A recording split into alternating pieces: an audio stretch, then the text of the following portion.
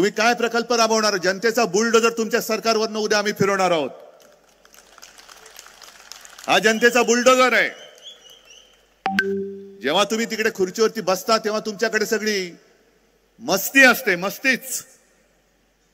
आता संजय आपण जे बोललात की यांच्या डोक्यात अहंकार गेलेला आहे. मी आजच पेपरमध्ये वाचलं, आरएसएसचे जे सरसंघचालक आहेत मोहन भागवत, ते असं म्हणालेत की रावण विद्वान होता. अहो, रावण निदान विद्वान तरी होता, पण अहंकारामुळे त्याचा घात झाला. हे तर विद्वान पण नाहीयेत, नुसताच अहंकार आहे.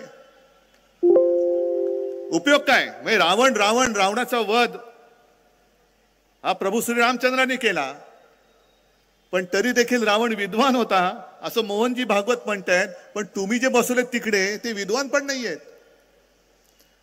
बरं, वाढवण बंदर नक्की कोणासाठी करताय? काय विकास होणार आहे?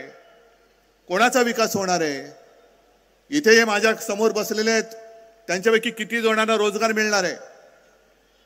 आणि विकास जर का मोदीजी तुम्हाला वाटत असेल की आता निवडणुकीच्या तोंडावरती तुम्ही आलात, येतील आणि हात जोडून सांगतील भाई और बहनों, मेरा और पालघर का बहुत पुराना रिश्ता है. हा, सांगू शकतात. कारण कुठून कुठून यांचे रिश्ते काढतील हे सांगता येत नाही. रिश्ते है ठीक है, लेकिन रिश्ता कौन निभाएगा? रिश्ता है तो रिश्ता निभाव. नुसतं मोदी परिवार म्हणून चालणार नाही. मोदीजी तुमच्या परिवारात तुम्ही आणि तुमची खुर्ची दोघच जण आहात, दुसरे परिवार कोणीच नाहीये. आणि आज हे सगळे इकडे जमलेले आहेत. मला एकदा जरा सगळ्यांनी सांगा, असं समजा ही जनसुनावणी आहे, मला सांगा किती जणांना वाढवण हवंय आणि किती जणांना नकोय? नकोय त्यांनी हात वर करा. अरे नाही, एवढं असं गुळगुळ त्यांनी नाही होणार, जरा जोरात बोला. जरा एकदा, एकच जिद्द, एकच जिद्द.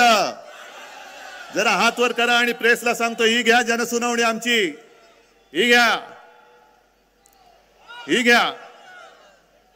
आणि मी तुम्हाला वचन देतोय, तुम्हाला एक कट्टर लढवई कार्यकर्ती भारतीताई दिलेली आहे. उद्या ती लोकसभेत जाणार, तुमच्या आशीर्वादाने नक्की जाणार.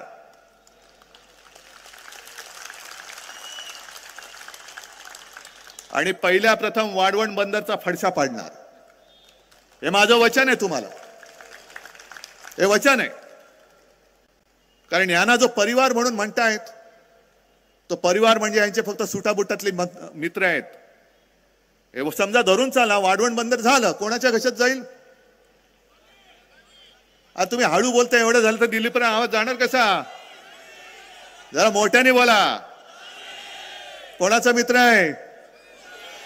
आहे ना? मग विकास कोणाचा होणार? आणि मग माझ्या मच्छीमार लोकांचं काय होणार? तुम्ही हे सगळं बघितलेलं आहे. जेव्हा जनसुनावणी झाली तेव्हा किती फौज